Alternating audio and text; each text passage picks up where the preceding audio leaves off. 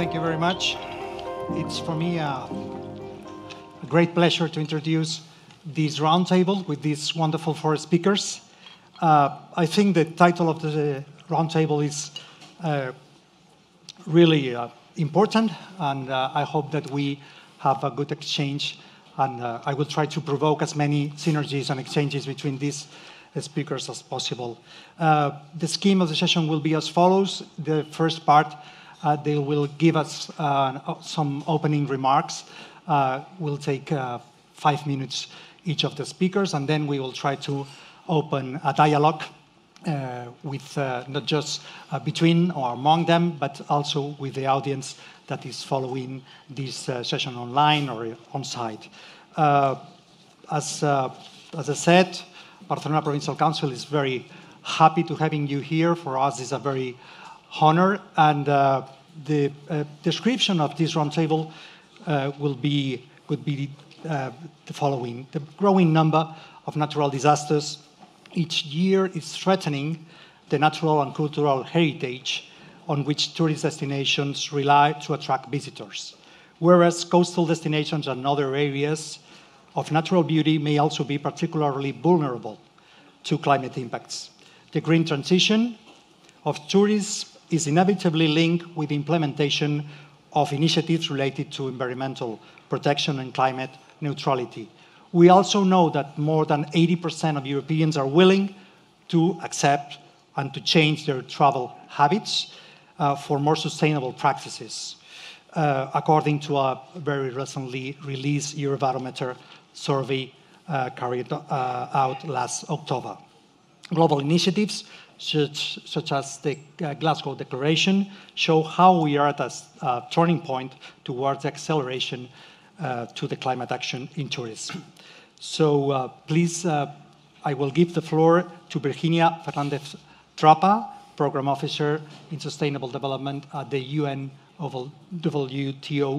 to give her opening remarks. Javier, hello everyone. Hello, can you hear me? Yeah, we hear you. Oh, okay, that's great. Thank you so much for the introduction. It's a pleasure to be here. I would like to extend our gratitude to Barcelona Provincial Council and Nextur and the rest of partners for the invitation.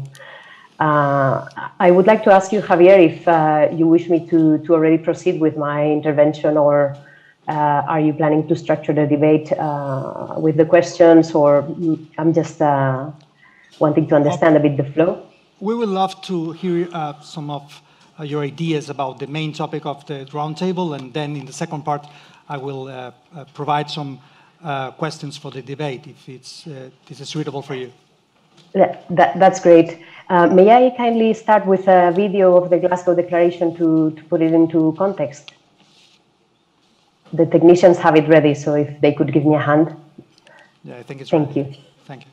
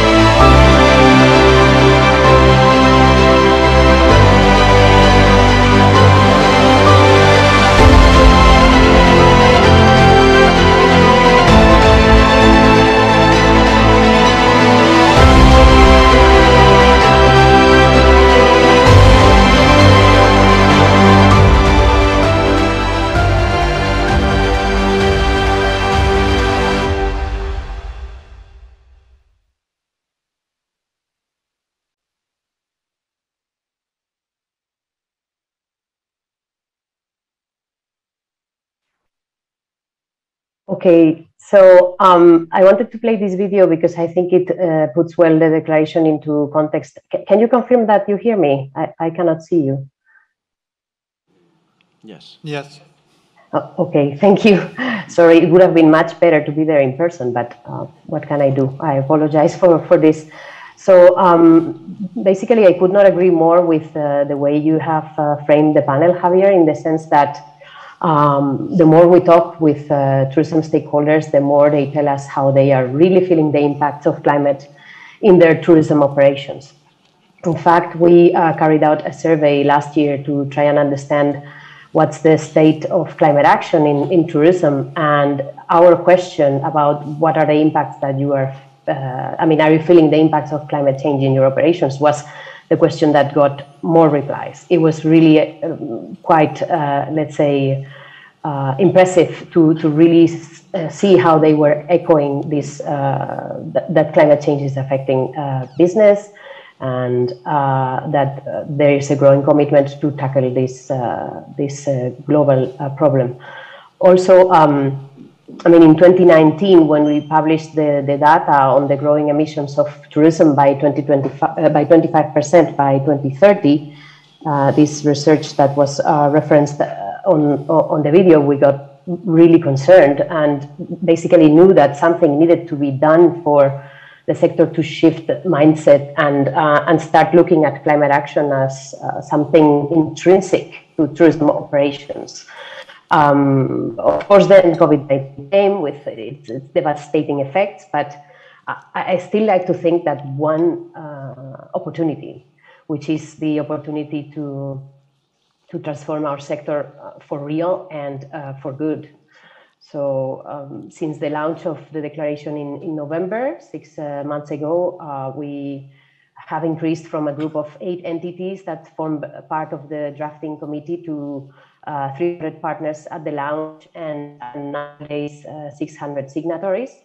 We are really proud to count on the Generalitat de Catalunya, Turisme de Barcelona, Nextour, and many others among the signatories, including tour operators, accommodation, destinations, etc., and even some big players of the likes of Booking Holdings and Expedia or Condé Nast. But we also have many SMEs on board. As you all know, our sector is basically composed of small and medium enterprises. So this, for me, Javier, is pointing in the right direction, meaning that we may still be looking at a framework which is a voluntary commitment, but there is a growing activism in our sector. Many stakeholders, actual practitioners, want to take action and wish to be consistent and coherent for the efforts that they put into climate action to really be impactful. So I guess that what we need to do is work in a united manner. And if you allow me, we will maybe recap quickly the 5 commitments that we are requesting signatories to make to become signatories of the Glasgow Declaration, which are 5 things. So there is, the first commitment is to support the global goals of halving emissions by 2030 and achieve net zero by 2050 at the latest. Then we are asking them to develop a climate action plan and implement it, or update an existing plan if they already had a good plan. That this effort would align with 5 pathways. The pathways are measure, decarbonize, regenerate, collaborate, and finance. And then we are asking them to report on progress implementing their, let's say, plans on an annual basis to ensure public accountability. And the last one is to work on a collaborative spirit. So basically, I think I will stop here, Javier, so that we can leave plenty of room for the debate. Thank you very much, Virginia, and thank you for summarizing the key points of the Glasgow Declaration for all the audience. Now I will give the floor to Jeremy Smith. As Nuria said, is co-founder of Tourists Declares Climate Emergency, and is a climate action expert. We are very happy to having you here, and Please. Thank you very much, and thank you very much for inviting me to be here together. I've been working closely with Virginia and UNWTO on the Glasgow Declaration, so I'll start before that, but focus on what we're doing subsequent to having made that commitment, maybe to just expand the context. That, as it says on my badge, I'm co-founder of Tourism Declares a Climate Emergency, which we brought together in 2019, before the world was changed by COVID, because we just had got fed up, several of us, from talking at conferences at the ITBs, etc., of the world about, oh, we must do something on climate, and then nothing actually happening. And we said, well, let's begin to come together, because we need, until we start to work together, it'll just be a pocket of action here, a pocket of action there, and there'll be no sense of coordination and no sense of alignment. And that started then in January 2020 with 14 founder signatories committing to climate action on their websites. It continued to grow. COVID came along and got in the way, but as it grew, capacity to deliver on what was a volunteer organization, success, more and more members made it harder and harder. That brings us into the Glasgow Declaration so that we could work with the United Nations World Tourism Organization and UNEP and the Travel Foundation and Visit Scotland, who had signed Tourism Declares as the first national tourism organization to commit to declaring a climate emergency, and also to host COP26 in Glasgow last November, where we launched the Glasgow Declaration. Now we see that that momentum is even greater, because as Virginia says, we now have over 600 signatories to the Glasgow Declaration, with more going through due diligence as it stands. Just last week, Visit Finland signed the Glasgow Declaration with 60 regional DMOs and SMEs and other businesses coming on at the same time to say, we will also sign simultaneously. And they signed at the Stockholm Plus 50 conference celebrating the 50th anniversary of the creation of UNEP.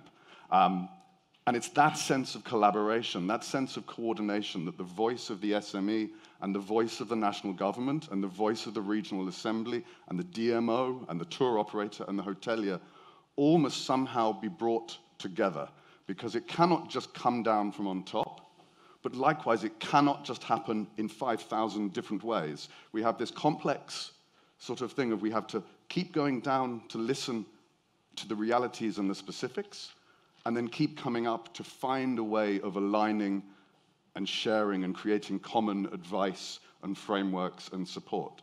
And very much that is where the focus of a lot of the work that is happening in 2022 is. We were pleased to see 300 founder signatories to the Glasgow Declaration at COP, but rather than focusing on saying, oh, look, now we've got 500, now we've got 800, now we've got 10,000, we felt that the priority was not to just build numbers, but to ensure the capacity for those who had made the commitment, as Virginia outlined, to be able to deliver on that commitment. Because a pledge without a plan is just me shouting around saying I'm going to do something amazing, and a plan without turning it into action is just a document on a shelf that never turns into action. So how could we ensure that the SMEs, that the destinations, that all businesses are able to access the funding, to find the tools and the methodologies to measure, to deliver on decarbonization, to learn from best practice, like you will hear from some of the others who will share their stories in a minute, and bring it all together, because yes, 600 is an exciting number and it's nice to be able to say it, and it'll be even more fun when it's 1,000, but in the size of our industry, it remains a drop in the ocean. And we are needing to make these changes across the whole industry, and we need to have reduced emissions by 50% by 2030, and we're halfway through 2022. So we can't continue at this speed. It has to accelerate and accelerate and accelerate, and the only way we deliver on that acceleration is to ensure coordination and the resources to make sure it happens. I'm happy to spare a minute to the next person and carry on. Thank you. Thank you, Jeremy. You have been talking about coordination and alignment, and the need that a pledge without a plan is not a real action or is not real commitment. We will talk later on about these matters. Now I will give the floor to Jaume Mata, Head of Sustainable Tourism in the Visit Valencia agency. It's okay. Can we share the slides, please? Right. Hello, good morning. I come from Valencia, which is a small city, a medium city nearby here, and I'm very pleased to share with you our experience on how to link all these concepts that we are hearing here, all the issues that we are been working on this project, how to link them, how to land them to the local experience, to the local case. Well, first of all, it has been mentioned, the challenge is huge. It's a risk that we are facing, and we have to really to take action, and to take action now. So sustainability, it's something that we are responsible. All of us will be accountable for that in the next generation. So what can we do? How can we act? How can we take some steps? Well, there are many words that I'll try to link in 4 minutes and a half that I have left that Valentina Superti has mentioned, but roadmaps, indicators, sustainability, transition, climate action, etc. So this is how we are trying our story, how we are taking our steps. Well, at the beginning, we have papers and sustainability, which is a buzzword. Sustainability was one of the pillars in our sustainable strategy drafted in the year 2016, but nobody was there to implement that word. Nobody had planned how to do it. So we started, and I was appointed just to think about how to do it. We have no resources, we have no finance. I mean, it's a common sentence. We have no things. We have ideas, but how to do it? We have questions, many, many questions. We need knowledge, and we need a roadmap. So the answer came here. First steps, networking. This is the value of this community. This is the value I found in the projects that I've been involved or listening, or I attended the In-Circle project. I wasn't involved, but they were talking about circular economy in islands, and they made a policy brief. So I have a paper to transmit to my stakeholders. That's the value of this networking, and that it should be going on, should be evolved. And I will mention that's Castwater. Vasilis is not here. Well, he was the leader of this project. I will go back to Castwater after. There was water efficiency management, the first project we were involved in.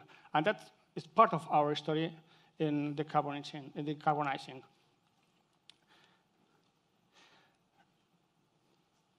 And we had Jeremy and we had Virginia. Valentina mentioned awareness. We still have a lack of awareness amongst our administrations, amongst our industry, our stakeholders. We need this awareness to be increased. And for that, we have flagships. Let's use it. Please, all of you engage. Let's be committed to these declarations, to the Glasgow Declaration. Insist to your authorities. This is the first step to have a roadmap, to have tools, to understand what to do. We need commitment. Otherwise, it's in Spanish we say, well, it's pata pa'lante. It will come. How? When? Who knows? It will come. I'm not taking action.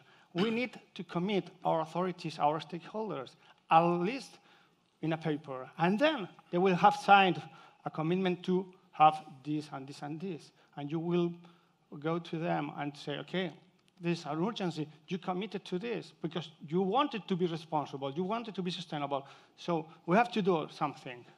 And then they will take it into account and they will be forced somehow. This is between us, but it works. It's how it worked. In Valencia, for instance, well, they wanted to be one of the 100 neutral carbon cities in Europe, and they applied, and they are part of them, part of this 100 list. before, when we started with this strategy, which is mainly internal, we needed to convince them tourism is a force for good. We can help them. We are responsible, and we can do it. How? Well, let's find the tools. There are tools, but we have to change their mind. And that's why we made these innovative tools. Going back to Cashwater, we found a partner in the water management company in Valencia, which is partner of the city, and they had expertise on this decarbonizing industry. They applied, they transferred their knowledge towards tourism, into tourism, how to calculate this carbon footprint. And then, moreover, we got this water footprint, two of the main impacts of this climate change. So we already had data, we already had indicators, and we could address the stakeholders, public and private, to say, this is your part. You are accountable for that. If you want to be responsible, you, the company, you, the administration, well, from the tourist side, we already have these figures. So, and we are recalculating again this year to see how has evolved since the year 19. And in addition, with these tools, this commitment, we convinced them to use it for this, sustainable tourism plan, which has been a plan called by the Spanish government, funded by this EU Next Generation funds. And because we had all this knowledge, all these tools, all these experiences that you have produced, we had this body of knowledge and indicators and self-assessment tools, etc., to say, okay, we have part of it done. So let's transfer it, let's do it. And that's why they approved this plan that we are now trying to implement. And well, we'll see how we proceed, how far we get. But this is our experience. We are taking action. We are just using tools and pieces of the puzzle to really understand that every single step accounts. We have to start with it. And then you will find, with this network I mentioned, you will find knowledge people to give you the answers. But you have to start. That's it. Thank you very much, Jaume, for your excellent presentation. Thank you very much. As we have just seen, Visit Valencia is pioneer in sustainable tourist development and destination active in climate action. The importance of knowledge, the importance of data gathering, data disclosure, not just for the public, but also for the stakeholders, to make them aware of the implications of the matter we have in our hands and the responsibility they have to handle the action. Now I will give the floor to Pau Pitarch is partner consultant in Pax Consulting.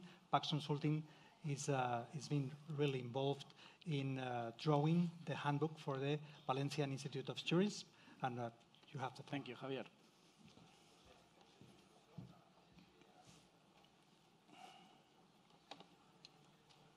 Is the presentation on? Yes. Back next. It's easy to understand this. Thank you. Good morning, everyone. Bon dia. It's a real pleasure to be here with you and sharing knowledge and experiences. Many thanks, Josep, Xavi, for opening the window, the door, and to be part of this huge community. It's the first time I share with the Mediterranean community. Well, I would start saying a global challenge, climate change will change tourism. I would see all of us in a few years from now saying a global action, climate change is changing tourism. And that's my starting point for the presentation, Javier. I'm going to share with you the experience that we developed between October 2020 and April 2021. Our company, Pax, was contracted by Agència Valenciana de Turisme, which is the main body for the tourism management in Comunidad de Valencia. And as you may know, they have this strategic plan that faces how they want to monitor tourism till 2025. So the current strategic plan is 2025. And one of the actions was starting working in circular economy, in climate change, in sustainability. So we were contracted to try to develop something that at the end was called a manual for adapting the tourism destinations to a climate change. This is very challenging. Let me explain you a little bit about this story. Obviously, we did a lot of research. We read all those beautiful secondary resources, IPCC, all the documents. We also made some in-depth interview with professionals all over the world. And we also submitted a survey to the 65 destinations that are part of the Smart Destinations network of the Valencian community, at the end to know what? To know which is the real level of knowledge about climate change. Mitigation, adaptation.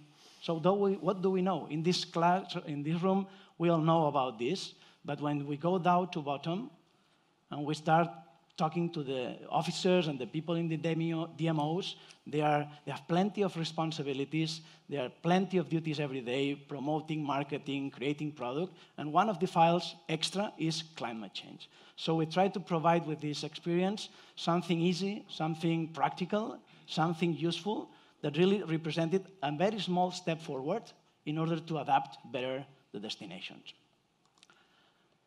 Let me show you a few ideas about which was the diagnosis. And I think it's relevant that we all, although we have all the commitment of making tourism better and adapted to the climate change, the reality is this. After the survey that we prepared for the 65 destinations in the Valencia community, we realized that there was a huge confusion of terms between in the subject of climate change. Many of them were unable to differentiate between what's mitigation and what's adaptation. So what are we talking about? Are we providing a toolkit for what if they don't know what's the real topic of managing the destination with this climate change? That's the first thing. Second, they were highly positive and favorable attitude and predisposition. So most of the destinations are ready to be on. Most of the destinations in the Mediterranean are ready to be very competitiveness. So what do we understand about competitiveness? Also, perhaps, trying to manage better the climate change and the adaptation. Third, there's a huge concern about vulnerability of the countryside and the landscape. So the destinations, they're aware of that, but perhaps they don't know how to adapt. Next, they remark the importance of the governance model of the tourist destinations. Jaume was explaining before the importance of collaboration between the stakeholders. So when we talk about climate change, we also need to talk about governance. We're not talking about metrics or scientist methodologies. We're talking about practical elements. And when it comes to tourism, we need to manage it. And when we talk about management, we need to talk about governance. So all that are part of this destination should be there, okay? Otherwise, the DMO by itself is not capable to manage or address the adaptation of that thing called destination. Two more ideas. The need to encourage strategies based on a network of cooperation and collaboration between towns in the region of Valencia and other Mediterranean. I haven't done this in purpose. We prepared this a year ago. It's real. One of the purposes of this project is probably also to be some element of inspiration to other destinations. We're sharing the same situations. And the last one, and I put here an alarm mark, the current level of climate change management is limited because the destinations have not yet activated their capacities in this context. So capacities, again, transferring knowledge. So we all talk about good topics, good subjects, we get into good discussions, but again, who's managing is at the end people. And people, as far as we learn from these 65 destinations in the Valencia community, they are on in the climate action, they are on to be competitive as destinations, but they don't have the capacities, the capabilities to manage it by themselves. Result of this, 2 more minutes, please, Javier. Thank you. The result of this story is the manual, okay? So we prepared a document. You can use this QR code. It's open, okay? It's in Spanish. But at the end, most of us will speak a kind of Latin between Italians, French, and Spanish. Catalan, it's easy. Jeremy, for you, it's a bit difficult, but you are in Occitan. But that's the point. There's a toolkit with more or less 80 pages that is a result of all the work. And what we try to provide is an easy tool, practical. Divided on what? In 5 different parts or access that we call. We try to make it simple. We try to make it understandable for the destinations. When we talk about adaptation, we talk about, yes, governance, for sure. We talk about how do we adapt the resources, natural, cultural, how do we adapt the urban space or the territory, how do we adapt it? That's adaptation also to climate change. How do we adapt mobility, obviously, and how do we adapt also the tourism products? At the end, it's not that simple. It's a holistic view of what's adaptation. As a result of this, I'm not going to extend on this. I already explained it. We have a bunch of 52 recommendations divided in these 5 chapters, okay? And each one of these is prepared in a fact sheet like this one. It's very understandable. There's a big question, there's a priority level, and then also there's an explanation on how to implement that and which are the tools that the destination can use in order to get it. It's a self-assessment tool. Yes, it's a self-assessment tool, and I think that it's a small step towards a real action on adaptation and hopefully a giant proposition for the next years to come. Okay? Thank you very much. Thank you. Thank you very much, Pau. I will stress 2 of the thoughts you share with us, how to define the concepts and make them accessible and meaningful for a broader audience, and also the importance of the governance model. Now it's time to share some questions with our speakers, and I would like to start addressing one question to Virginia and the rest of our colleagues here. It seems to me that WTO and experts are trying hard to translate the Glasgow Declaration into some more top-level policies. But it's tricky to engage destinations and especially the small and medium enterprises in this journey. How do you think, Virginia, what would you recommend us? What's the opinion of the WTO about the best suitable strategy to make not just aware, but to involve these actors in the process of acting, not just committing? Thank you, Javier, for a very good question, and also to the colleagues for the extremely interesting presentations. I mean, in the introductory remarks, I mentioned the Glasgow Declaration is a voluntary commitment. We hope that through this voluntary commitment, we can actually unlock policy instruments of other kinds, and I mean economic and regulatory and finance. Now, the route to do this is unwritten. We basically have to develop it together. I think that the pathways that we are proposing in the destination, albeit broad, they provide, let's say, maybe good components for project proposals. I know that at destination level, and especially in those destinations that work with Nextour, you are very proactive in leading very good projects. So I would think that one way to advance in the implementation would be to already keep that framework in mind when developing new projects.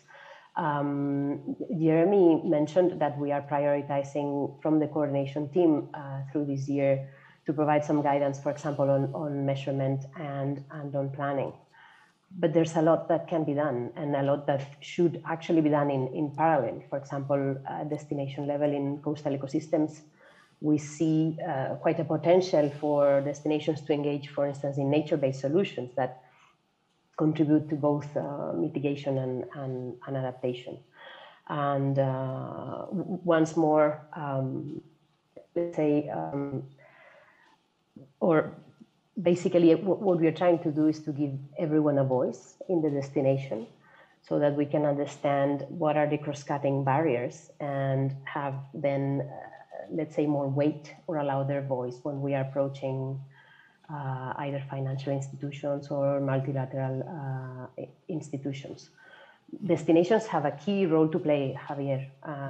Actually, the implementation of the declaration, the success of the implementation will depend on pretty much on the destinations. We were really inspired with what Visit Finland did last week that Jeremy mentioned, that basically prior to Stockholm Plus 50, they had been discussing internally the destination with the tourism stakeholders to present the Glasgow Declaration, discuss with them whether there was an interest to join, and basically they made this bold move all together, 60 stakeholders, including destinations and stakeholders. So the implementation is not cast in stone. We wish to think it's going to be a co-created process.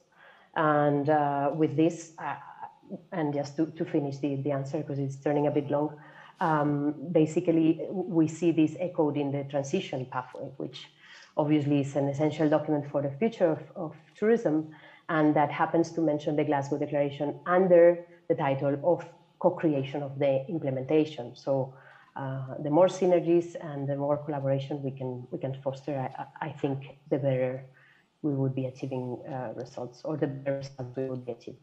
Thank you. Thank you, Virginia. Now, Jeremy, could you share some thoughts about what are the enablers or the levers that may help destinations, small and medium enterprises, to overcome the barriers to take real action against climate change? Yeah, that's a great question. And I think actually, because I was quite keen to answer the previous question, so I'm going to sort of combine my answer, because actually my answer overlaps in both parts. Because I think that your previous question, looking at how we work on the ground and how we actually support that, correlates to me with how we provide the levers, we provide the enabling. And subsequent to to announcing, releasing the Glasgow Declaration, because Visit Scotland had been this core destination, and because they are a lead member or a member in Nextdoor, a front-running member in Nextdoor working on climate action, we, through the Travel Foundation, who worked with the UNWTO and has an MOU for the implementation of the Glasgow Declaration over the next decade, have been working simultaneously on 3 destination-focused climate action projects, supporting climate action planning through learning from the experiences and building capacity on the ground, rather than, yes, you have a top-level framework, but until you understand how it translates, it is, nicely crafted words. And those 3 projects, well, one of them is working with 3 DMOs, Glasgow, Inverness, Loch Ness, and the Outer Hebrides Islands. So very deliberately 3 very different typologies, very different structures, very different experiences, to understand what it meant for them as they looked to develop their first climate action plan. And that was an extremely useful experience. At the same time, working at a higher level with the enterprise agencies inside of the region to look at what support they can deliver to those regional destinations and private sector, and how their climate action should correlate. And by keeping on going up and down the sort of levels, you get something meaningful rather than things that don't mix. And then finally, one looking at value chain emissions, the supply chain, scope 3 in the climate jargon, to look at those emissions that we share. How can we, something that the private sector can't do by itself and the public sector can't do by itself. In particular, this was working with a tour operator and the destination to see how a tour operator could develop near zero tours for which they would need an EV charging structure in place that they couldn't put in place, but that the region wouldn't put in place without the guarantee that it would be used, and so therefore you need the tour operator that will use and the destination that will deliver to work together.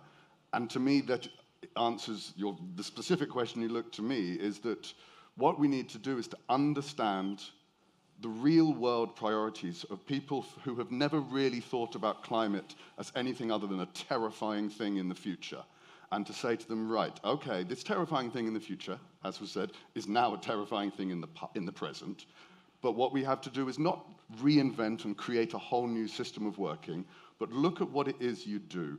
Do you want to improve the quality of your visitors? Do you want people to stay for longer? Do you want more people to come using your public transport networks and thus finance something that then will be a better quality for your citizens? All the things you want to do. can you see these through the lens of climate, through beginning to understand how working on your core competencies, how delivering on what you already do, isn't separate from delivering climate?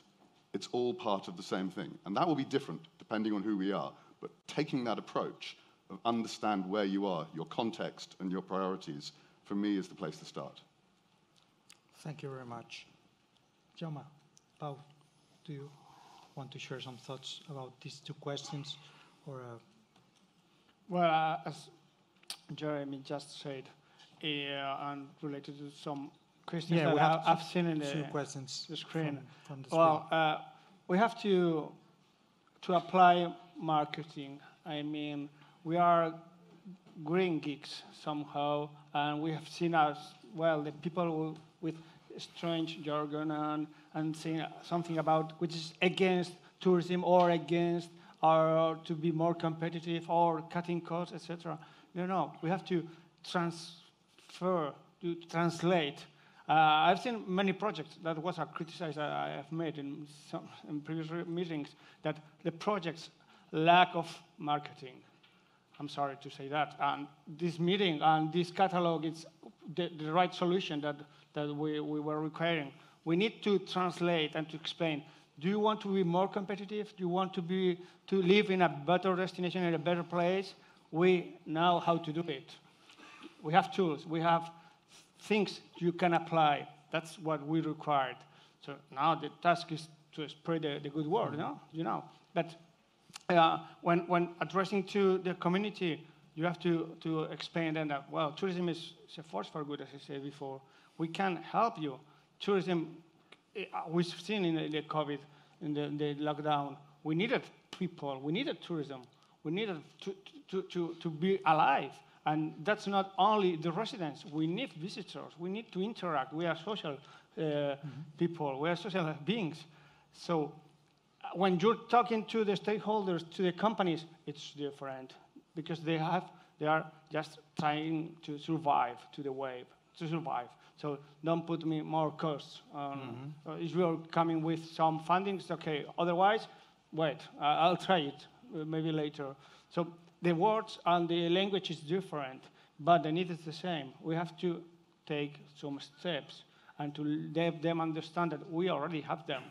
So first, let's clear the landscape. It's not a cloud.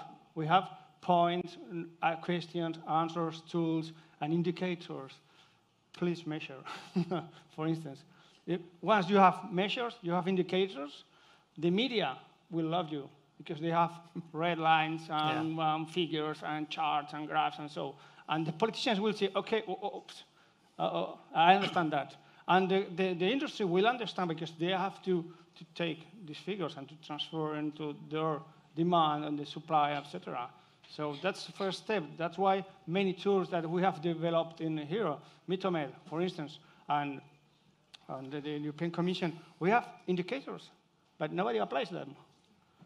We are trying to produce more and more indicators. We have basics, the 80s. Let's apply them. We have a self-assessment tool for these indicators. Come on, we are 30. Anna, how many destinations are in the Mitomed? 30 in Europe? Well, we need more. They are already there. Mm-hmm. And so this is the kind of things that we have to go a step forward. Instead of talking about, well, the climate change is coming, please don't put orange juice now in summer here in Spain, for instance. Take into account the cost of everything we do. And then you will realize, okay, that's right. So this carbon footprint means money. It will cost lives and money. Mm-hmm.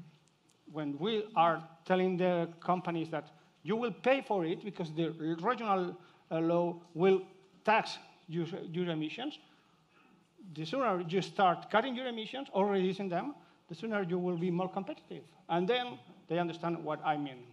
And they say, okay, how to do it? Let's start.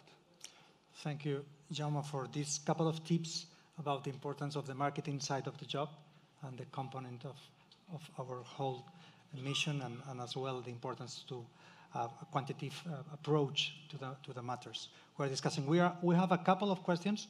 I would like to read for all the panel of experts, and we will try to answer them. May I add something? Yeah. Just 10 seconds. I fully agree with the things you mentioned, but I would strengthen this idea of commitment is not enough.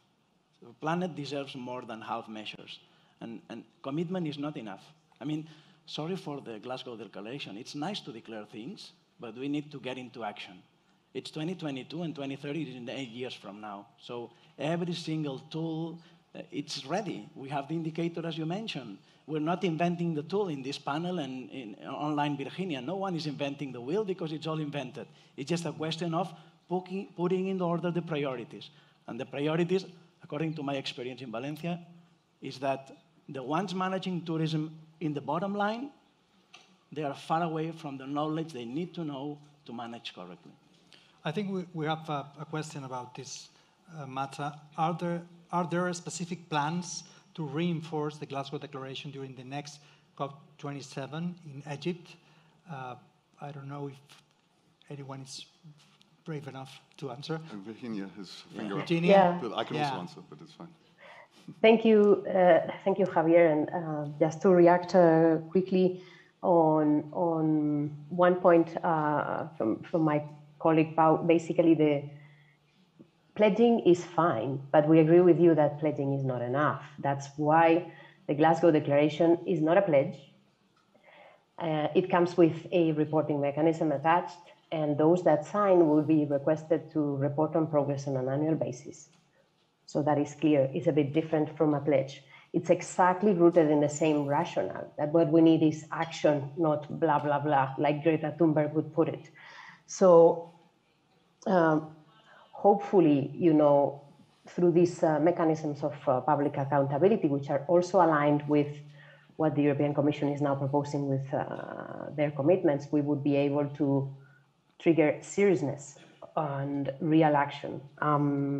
For COP27, yes, we will be there. I still cannot confirm the date, but our wish is that this could be the first time that signatories could have the opportunities to meet in person. So we will definitely be keeping you posted about this development. And by then, we would have released the research on measurement tools that we are undertaking, which basically aims at making our lives easier to start measuring and doesn't look for perfection, but rather how we can just get started with this challenging topic. And we would have released the guidance on planning, so that those wanting to develop a plan that still don't have maybe the skills or knowledge on what to put in there would be guided. Hopefully we will be having a platform there to decide on priorities for next year. And yeah, that's the answer. Thank you, Virginia. Julia from the online sent us a question saying, when acting to address climate change in tourism, behaviors play a huge role. There is a big gap between our awareness of the need. Oh, just disappeared the question. I recall that was related with the behavioral approach to the matter of active action against climate change. It's not just about action against climate change, but also in other public policy matters that we are all dealing with, how to engage, how we engage people in the pathway to change things. How do you think that what's the best approach to make a real influence or a difference in the behavior of people? How we reach people and try to change not just their minds, but also their behavior on a daily basis? What do you think? Yeah. Anyone? Okay, one, make it easier and make it make sense.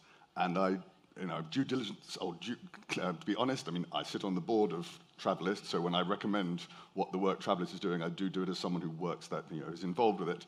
But the work that Travelist is doing around bringing together the platforms Google, Booking, TripAdvisor, Expedia, Skyscanner, etc., to coordinate and align the way that they present sustainability data so that if I look at the flight symbol on Skyscanner or the flight symbol on Google, it's the same.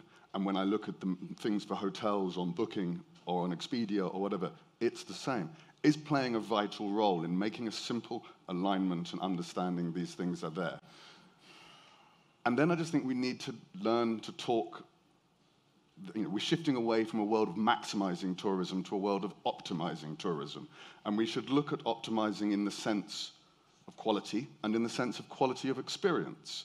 And improving the quality of the experience of a holiday, making it slow down, making it last longer, making you eat local food, maybe realizing that it's actually more satisfying to travel on the TGV across France than it is to jump inside a plane. We can actually deliver a better quality of tourism, which is, after all, what everyone is looking for from their holiday, and do it in such a way that reduces our emissions. Because I think for too long, this is my final point, tourism says, when the tourists demand it, we will deliver it. We're the industry, we're the sector, we're the ones responsible for the emissions. Let's put our own house in order and do the work that makes it easy and possible and desirable for tourists to choose better quality tourism. Mm-hmm. Thank you, Jeremy. Just to mention, well, I think that we are human beings, as you said, and we all follow, I'm saying right, the stick and the carrot system. So if it costs you money, or it's a worse experience, you will behave differently. Or if you're convinced and you have the tools to do it properly, you will take the right choice. I mentioned, for instance, in the carbonation system, we are trying to translate the data of your carbon footprint into you can do something for us. Your legacy will be net, will be zero, if you can help us with this project, which cost so many kilos of emissions you produced, so many euros that will be invested and will be verified, certified to you. It works for the meetings industry. They are requesting us projects on how the legacy of their convention will be zero in the city, environmentally, economically, and socially. They are requesting this because they already know that they are funded by funds that have to report to the investors that they are responsibly behavioral. Mm-hmm. So it works because it costs money. Mm-hmm. You need tools to let them behave properly. Mm-hmm. And once it will be produced bit by bit. Thank you, Gemma. Do you have any thought? Nothing to be added on. Fully agree. Thank you, Javier. Thank you very much. I think we have no time left for any more questions. Let me thank you very much, all of you, for your participation in this roundtable. It's been, I think, very useful for everybody, and hopefully we'll undertake in the future new projects to make these commitments take real action and real impact. Thank you very much. Thank you. Thank you very much. We'll follow the session. Okay, so thank you very much for having us here and for giving us the opportunity to show our tool. And of course, thank you very much to choose our tool to track your carbon emissions and to use it for the later on compensation of the project. So first of all, why this project? So more or less, I'm assuming that most of you are very familiar or at least familiar with the Interreg Med program.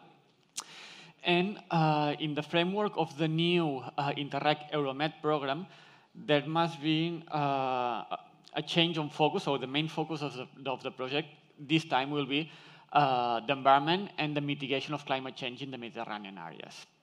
So to be coherent with this main objective, the program is implementing a mandatory tracking of carbon emissions of their funded projects. So the idea is that from now on, in all the Interreg Med projects for the new call and the new program, we'll need to, first of all, track all their carbon emissions, and later on, and as much as possible, to implement mitigation or reduction strategies, and for the carbon emissions that are not being able to reduce, try to compensate them. And for that, there are 2 different funded projects to prepare the framework, the tools, the methods to facilitate to you all this tracking and mitigation of carbon footprints.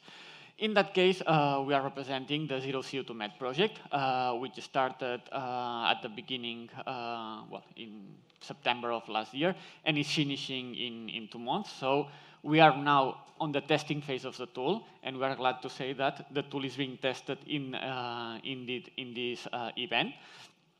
So the information that we are asking to you will be used for calculating the carbon footprint of the event.